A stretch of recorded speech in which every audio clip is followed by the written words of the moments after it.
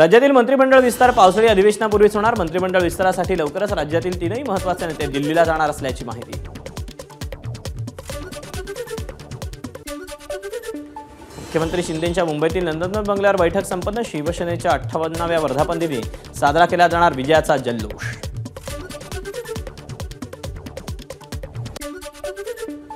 राज्यात आपल्या जिल्ह्यातील प्रत्येक वारीचे मोठ्या प्रमाणात स्वागत करा, तसंच वारकऱ्यांना प्रत्येक जिल्ह्यात शिवसेनेकडून हवी ती मदत आणि सोयी द्याव्या, मुख्यमंत्र्यांच्या सूचना। यंदाच्या पावसाळ्यात राज्यातील 483 गावांवर दरडी कोसळण्याचा धोका। रायगड, रत्नागिरी, पुणे आणि कोल्हापूर जिल्ह्यातील अनेक गावांवर दरडींचं संकट। शाळा परिसरातील पाणटपऱ्या तातडीनं हटवा। राज्य बाल हक्क आयोगाचे पोलीस महासंचालकांना पत्र। 100 मीटर अंतरावर पाणटपऱ्यांना बंदी असली तरी पाणटपऱ्या राजरोसपणे सुरू असल्याचा प्रकार। महागाईनं होरपळणाऱ्या सर्वसामान्य जनतेला स्टेट बँक ऑफ इंडियानं दिला दणका। एसबीआयच्या गृहकर्जात वाढ, तसंच कर्जदारांना भरावा लागणार अधिकचा ईएमआय।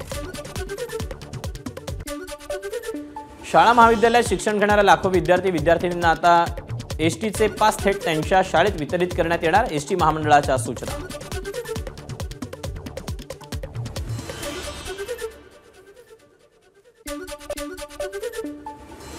आणि नंतर पश्चिम महाराष्ट्रातल्या बातम्यांचा सुपरफास्ट आढावा। केंद्रीय उड्डाण राज्यमंत्री मुरलीधर मोहोळ यांच्याकडून पुणे विमानतळावरील नव्या टर्मिनलची पाहणी। पुण्यातून आंतरराष्ट्रीय विमानं वाढवली जाणार, मोहोळ यांची घोषणा।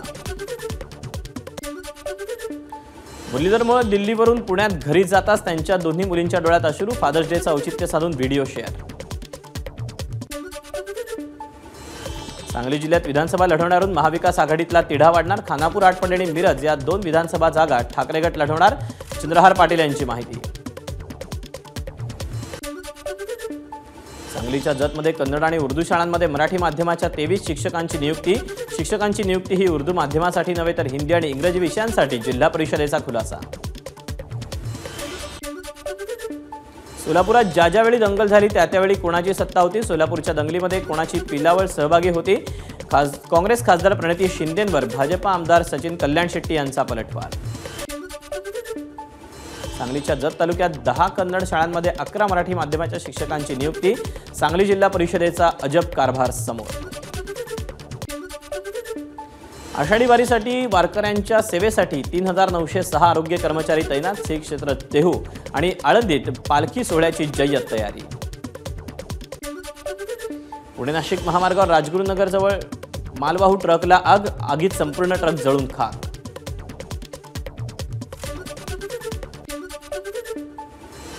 पश्चिम महाराष्ट्रानंतर वळूयात उत्तर महाराष्ट्रातल्या बातम्यांकडे। शिर्डी नाशिक शिक्षक मतदारसंघात नगर जिल्हा टीडीएफचा अपक्ष विवेक कोल्हेंना पाठिंबा। शिर्डीत पार पडलेल्या संघटनेच्या बैठकीत निर्णय। इंडिगो एअरलाइन्स कंपनीच्या वतीनं नाशिकमधून देशभरातील 30 शहरांना जोडणारी विमानसेवा सुरू करण्याचा निर्धार। इंडिगो कंपनीकडून नाशिक विमानसेवेचं नवं वेळापत्रक जाहीर।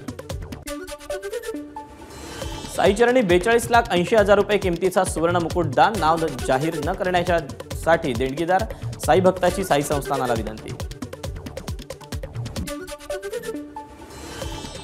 अहमदनगरचे प्रसिद्ध चित्र आणि शिल्पकार प्रमोद कांबळे यांच्या कलेच्या सन्मानार्थ त्यांच्या नावानं ब्रशची निर्मिती, तर ब्रशची बाजारात मागणी। पावसाळा सुरू असूनही नाशिक शहरात खोदकामांना सुरुवात। 25 जूनपर्यंत शहरातील रस्ते बुजवण्याचे मनपाचे निर्देश, तर विनापरवानगी रस्ते खोदल्यास थेट फौजदारी गुन्हा दाखल करणार। नाशिकच्या पंचवटीच्या हद्दीत सापडलेल्या मानवी कवट्या प्लास्टिकच्या असल्याचं निष्पन्न, तर अघोरी विद्या करणारा भोंदूबाबा पंचवटी पोलिसांच्या ताब्यात। धुळे शहरात बनावट मद्याच्या कारखान्यावर एलसीबीची धाड। कोट्यवधींच्या मद्यासह गांजाचा मोठा साठा जप्त। धुळे शहरात जीर्ण झालेल्या इमारतीत राहणाऱ्या रहिवाशांना नोटीस। एकूण 556 जीर्ण आणि धोकादायक झालेल्या इमारतींचं स्ट्रक्चरल ऑडिट करण्यात येणार। आणि यानंतर विदर्भातल्या बातम्यांचा सुपरफास्ट आढावा। राष्ट्रवादीच्या कोट्यात कॅबिनेट मंत्रिपद आलं तर ते मलाच मिळणार। योग्य निर्णय होईल। सुनेत्रा पवारांच्या नावाची चर्चा सुरू असताना प्रफुल्ल पटेलांचं मोठं वक्तव्य। विधानसभा निवडणुकीमध्ये महायुतीकडे राष्ट्रवादीसाठी 85 ते 90 जागा मागणार। राष्ट्रवादीचे नेते प्रफुल्ल पटेल यांची माहिती।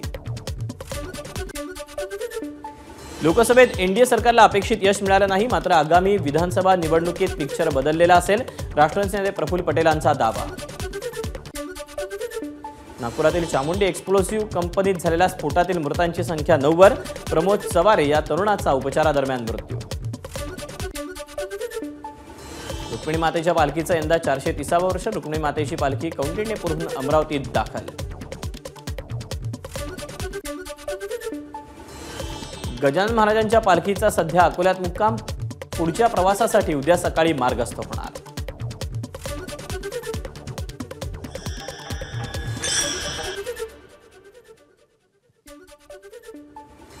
वर्ध्याच्या शेतकरी मेळ्यात आत्महत्याग्रस्त शेतकरी कुटुंबाला बी बियाणांचं मोफत वितरण. तब्बल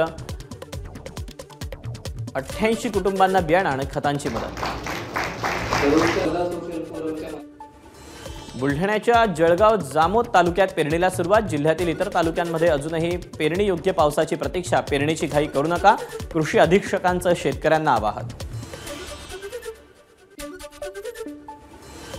आणि विदर्भानंतर मराठवाड्यातल्या बातम्यांचा वेगवान आढावा. माझ्या संघर्षावर मला विश्वास, मी आरक्षण खेचून आणणारच. मराठा आंदोलक मनोज जरांगेंचा निर्धार. ओबीसी आंदोलक लक्ष्मण हाके आणि नवनाथ वाघमारे यांच्याकडून आजपासून पाण्याचाही त्याग. सरकार दखल घेत नाही तोपर्यंत पाणी देखील घेणार नाही, लक्ष्मण हाके यांची प्रतिक्रिया.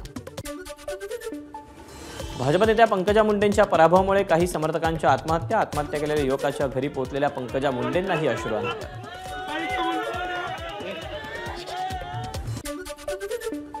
छत्रपती संभाजीनगरमधील उर्दू शाळांना 2 दिवसांची सुट्टी जाहीर. 17 आणि 18 तारखेला सुट्टी मिळावी यासाठी शाळांनी जिल्हा परिषद सीईओ यांच्याकडे मागणी केली होती. शक्तीपीठ मार्गाला नांदेडमध्येही विरोध. शेतकऱ्यांनी घेतली खासदार अशोक चव्हाणांची भेट. नवीन रस्ता आमच्या शेतातून जाऊ द्यायचा नाही. जमीन रस्त्यातून गेल्यावर आम्ही काय खायचं, शेतकऱ्यांचा सवाल. यूपीएससी परीक्षेत संभाजीनगरमध्ये गोंधळ. गुगल मॅपच्या चुकीमुळे यूपीएससीचे विद्यार्थी परीक्षेपासून वंचित. इतर जिल्ह्यातून आलेल्या विद्यार्थ्यांचे अश्रू अनावर. धाराशिव जिल्ह्यात 41,000 शेतकरी केवायसी करूनही दुष्काळी अनुदानापासून वंचित.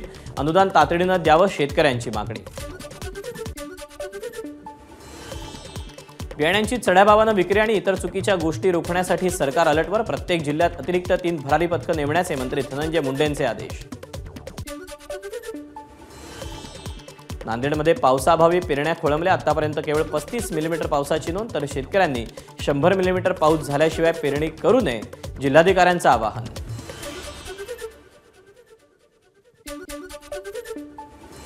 आणि नंतर कोकणातल्या बातम्यांचा सुपरफास्ट आढावा. कोकण पदवीधर मतदारसंघाचा पालकमंत्री उदय सामंतांकडून आढावा. महायुतीचे उमेदवार निरंजन डावखरे यांना भरघोस मतांनी निवडून देण्याचं सामंतांचं कार्यकर्त्यांना आवाहन. रत्नागिरीच्या मंडणगड तालुक्यातील तुळशी माहू घाटात वाहतूक पुन्हा सुरळीत. पावसामुळे घाटात दरड कोसळल्यानं वाहतुकीसाठी मार्ग केला होता बंद.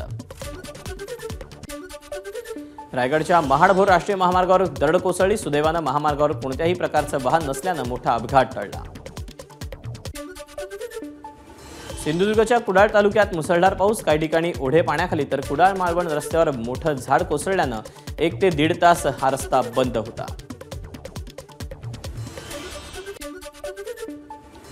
पालघरमध्ये विदेशी दारूसह 14,17,000चा मुद्देमाल जप्त. डाक विभागाच्या टेम्पोतून दारू तस्करी होत असल्याची माहिती मिळताच वाडा पोलिसांची कारवाई.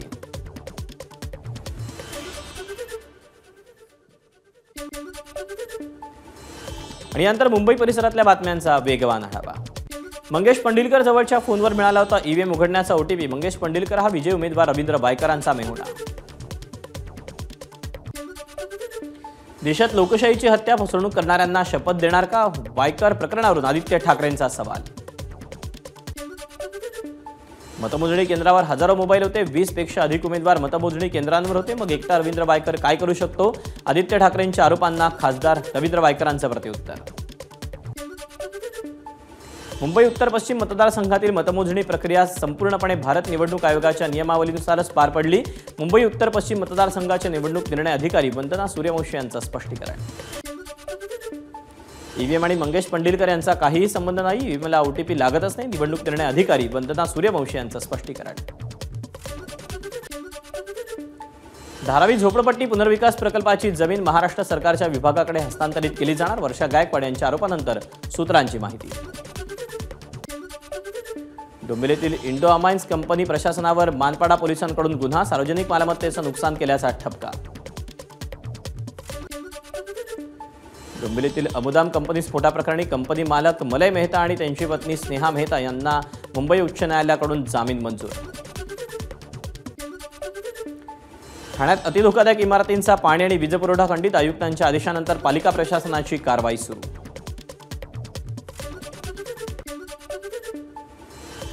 मुंबई ठाण्यात पाऊस 5 दिवस सुट्टीवर, 21 जून नंतर पावसाचा जोर वाढण्याचा अंदाज. एमसीएचे माजी अध्यक्ष अमोल काळेंची आज शोकसभा, उपमुख्यमंत्री देवेंद्र फडणवीसांची उपस्थिती.